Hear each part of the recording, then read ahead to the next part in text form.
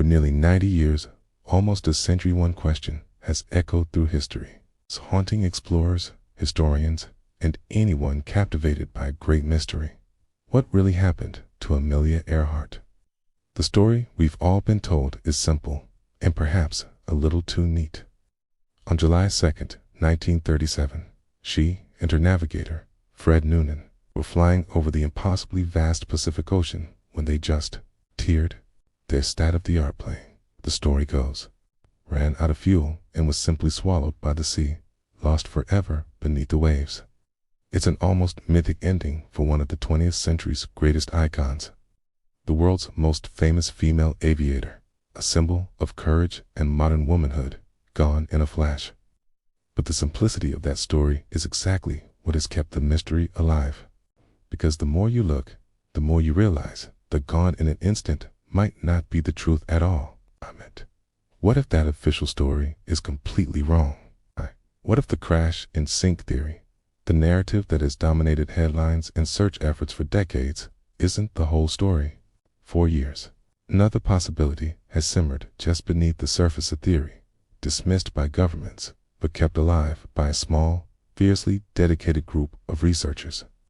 This theory doesn't suggest a quick, clean ending. It points to a different, more drawn-out, and ultimately more tragic fate. And now, that theory is being bolstered by a stunning collection of evidence. A trail of artifacts, combined with the power of modern forensics, is painting a startlingly vivid new picture of Amelia Earhart's final days. The clues aren't at the bottom of the ocean. They're on a remote, uninhabited island, suggesting a story of survival that's even more incredible than the legend herself. To truly grasp the weight of her disappearance, you first have to understand the woman herself. Amelia Earhart wasn't just a pilot. She was a global phenomenon. In an era when aviation was the final frontier, a dangerous world dominated by men, she didn't just participate, she led. She broke records with an almost casual grace, and in doing so, she captured the world's imagination. Her 1932 solo flight across the Atlantic was a stunning feat that instantly made her one of the most recognizable people on the planet. But her fame wasn't just about her skill in the cockpit. She possessed a unique blend of quiet charisma and unshakable independence. She was a best-selling author, a captivating public speaker, a fashion designer, and a powerful voice for women's opportunities, proving that a woman's place could be anywhere she wanted it to be. By 1937, there was one great challenge left. It's one final peak to conquer, to become the first woman to circumnavigate the globe. This was to be her magnum opus, the crowning achievement of a legendary career. For this monumental task, she acquired a technological marvel, a twin-engine Lockheed Electra 10E.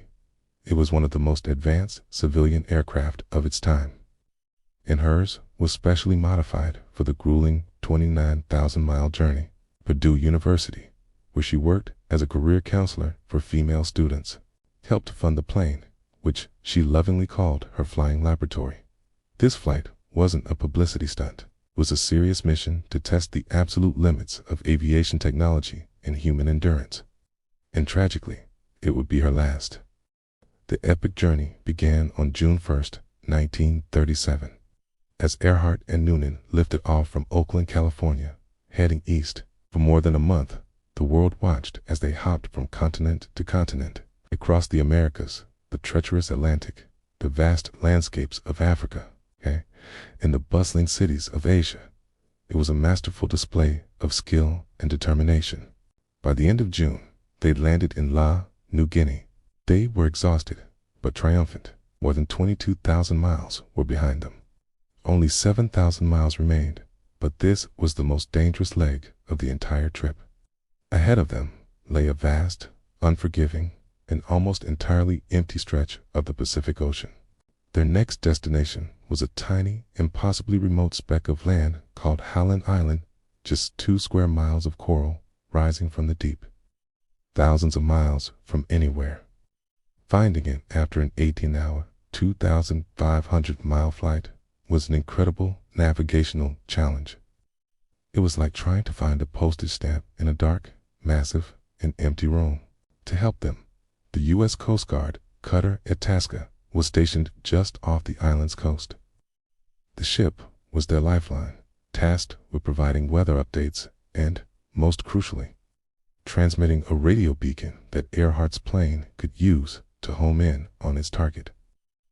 As the sun rose on July 2, 1937, Earhart and Noonan took off from Leh into the pre-dawn sky. They flew into the history books and out of sight forever. The final, desperate hours of the flight are a haunting puzzle, pieced together from the frantic radio log kept by the crew of the Itasca. At first, the communications were weak and spotty, which was expected over such a great distance, but as the Electra should have been getting closer to Howland Island, Earhart's voice began to break through the static with increasing clarity, and it was immediately clear that she was in serious trouble. She reported heavy clouds and overcast skies. This was a critical problem. It would have made celestial navigation using the stars and sun to get a fix on their position nearly impossible. This was Fred Noonan's primary method, and without it, they were flying blind. Her transmissions grew more frequent, her calm demeanor giving way to an unmistakable edge of urgency. "We must be on you, but cannot see you," she reported, her voice crackling across the radio. The Itasca was blasting its signal into the air, but for some reason, Earhart couldn't seem to get a proper lock. The sailors on the ship could hear her plane, the drone of its engines tantalizingly close, but she apparently couldn't hear their replies. In desperation, the ship's crew fired up the boilers to send thick, black smoke billowing from its funnels, a last-ditch visual signal. But the cloud cover was too low. She would never have seen it. Then came the most chilling message of all, a transmission that would become a central clue in the mystery for decades to come. "We are on the line of position. Peace, 157, 337. We are running on line north and south." T's meant she believed they were on the correct navigational line. Flying back and forth, desperately scanning the empty horizon for the island. In her last confirmed transmission, her words were simple, grim, and final. "Fuel is running low." Then there was only silence. What followed was the largest, most expensive sea and air search in history at the time. For weeks, the U.S. Navy and Coast Guard threw everything they had at the problem. Scouring 250,000 square miles of ocean, they found nothing. No wreckage, no oil slick, no floating debris, a single trace of the Lockheed Electra or its two-person crew. The vast Pacific had seemingly erased them without a trace. On January 5, 1939, after all hope was exhausted, Amelia Earhart was officially declared legally dead. With no other evidence to go on, the official conclusion became the crash and sink theory. The logic was cold and straightforward. The plane ran out of fuel, ditched in the deep ocean, and sank thousands of feet to the bottom of the Pacific. For decades, this has remained the most widely accepted story. It's the version you read in most history books. This theory has fueled countless deep-sea expeditions, costing millions of dollars to search the ocean floor near Howland Island. As recently as early 2024, a private company called Deep Sea Vision made headlines when they released a sonar image they believed could be the Electra. The blurry, plane-shaped object ignited a firestorm of hope that the mystery was finally solved. But after returning to the site later that year, they made a disappointing announcement. The promising target was just an unusual rock formation. To this day, every single search based on the crash and sink theory has come up completely empty. But let's go back to that final, desperate radio call. That line of position, Earhart reported 157,337 says a crucial clue. It's not just a random number, it's a navigational line, a specific course across the ocean. She missed Howland Island and knew her fuel was almost gone. What would a rational pilot do? She would look for another place to land, and if she turned and followed that line to the southeast, her path might have crossed another small, uninhabited landmass, Gardner Island, a remote coral atoll now known as Nikumaroro. For decades, a group called the International Group for Historic Aircraft Recovery has championed the Nikumaroro hypothesis. They argue that Earhart, a supremely skilled pilot, realizing she'd missed Hallen with her fuel gauge on empty, made a logical, life-saving decision. She turned south along that line of position, looking for any possible refuge. Nikumaroro, about 400 miles southeast of Howland, has a wide, flat coral reef that, at low tide, could have served as a crude but landable emergency runway. This isn't just wishful thinking. In the week following the disappearance, dozens of radio distress calls were reported by amateur and professional radio operators across the Pacific. While many were likely hoaxes, their overall credibility is still debated. However, some researchers believe a handful were authentic post-loss signals. These fragmented messages told a terrifying story of castaways. A woman, sometimes identifying herself as Amelia, would call for help, her voice fading in and out, perhaps as the rising tide flooded the plane's engines and shorted the electrical system. Crucially, radio direction, finding bearings taken on some of these signals, pointed directly toward the Phoenix Islands, the island group where Nikumaroro is located. In what might be the most tragic part of this story, a search plane actually flew over Nikumaroro 7 days after the disappearance. The pilot reported seeing signs of recent habitation, but because official charts wrongly listed the island as inhabited, he assumed the signs of life were from a local settlement and flew on without investigating further. No one was living there. The most compelling physical evidence, however, comes from the island itself. In 1940, 3 years after the disappearance, a British colonial officer named Gerard Gallagher was exploring the island to assess it for settlement. In a remote corner, he stumbled upon a makeshift campsite. There, he found a partial human skeleton, along with part of a woman's shoe, a man's shoe, and a sextant box, the kind a world-class navigator like Fred Noonan would have used. The bones were sent to Fiji to be analyzed, using the limited forensic methods of the 1940s. A doctor took some measurements and concluded they belonged to a stocky European or mixed-race male. Tragically, the bones themselves have since been lost to history. But the story doesn't end there. In 1998, Kaya researchers unearthed the doctor's original files containing his meticulous measurements of the bones. They gave those files to modern forensic anthropologists.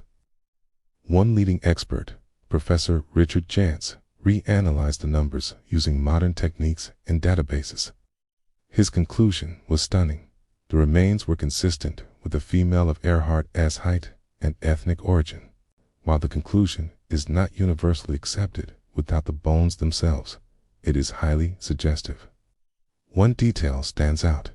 The skeleton had 4 arms that were unusually long for a female of that era, specific physical trait that detailed analysis of Earhart's photographs also shows she possessed. And it's not just the bones. Over multiple expeditions to that same campsite area, Tyre has recovered a trove of other artifacts. They found fragments of a glass jar that are a perfect chemical and physical match for a specific brand of anti-freckle cream. Dr. C.H. Berry's freckle ointment product, Amelia Earhart, was known to dislike but use. They've also found pieces of a woman's compact, a rusted pocket knife of the type Amelia carried, and a 1930s-era American-made zipper. When you put all of these pieces together, the navigational line, post-loss radio calls, the lost skeleton, and the scattered artifacts, they begin to paint a haunting picture. This is a story not of a quick crash, but of a desperate, prolonged struggle for survival. In this version of events, Earhart and Noonan, out of fuel and options, managed a rough but survivable landing on the flat coral reef of Nikumaroro. For days, perhaps as long as a week, they used the last of the plane's power to send out distress calls whenever the tide was low enough to expose the engines. but their signals were faint. No one could pinpoint their location, and no one came. Eventually, the powerful surf and relentless tides would have broken the Electra apart, dragging it off the reef and into the deep ocean, silencing their radio for good. They would have been castaways. Two of the most famous and resourceful people on the planet, a master pilot and a master navigator, were now stranded, fighting for their lives on a deserted strip of coral. Evidence found at the campsite suggests they survived for some time, weeks, maybe even months, by catching and cooking fish, birds, and sea turtles. But the island had no reliable source of fresh water. It was a battle against the elements, against dehydration and despair, that even they couldn't win. In this scenario, they weren't lost at sea. They survived the flight, only to perish alone, their calls for help tragically unanswered. The search for definitive proof for the smoking gun wreckage of the Lockheed Electra itself continues to this day. While the crash and sink theory remains the official and most widely held explanation for Amelia Earhart's disappearance, the wealth of evidence from Nikomororo offers a powerful, detailed, and deeply human alternative. It's a theory that transforms the legend. Key, it changes Amelia Earhart from a pilot who was lost into a survivor who fought. Key suggests her final chapter wasn't one of instantaneous loss in the vast, indifferent ocean, but one of a determined, desperate, and ultimately heartbreaking fight for life against impossible odds. The full mystery isn't completely solved just yet, but after nearly 90 years of searching, we are closer than we have ever been to understanding what really happened to Amelia Earhart after the world thought she was already gone. What do you think happened? Does the evidence from the island of Nikomororo convince you? Or do you believe the answer still lies somewhere at the bottom of the Pacific Ocean? Let us know your theory in the comments below. And if you find historical mysteries like this as fascinating as we do, make sure to subscribe and hit the notification bell so you don't miss our next investigation.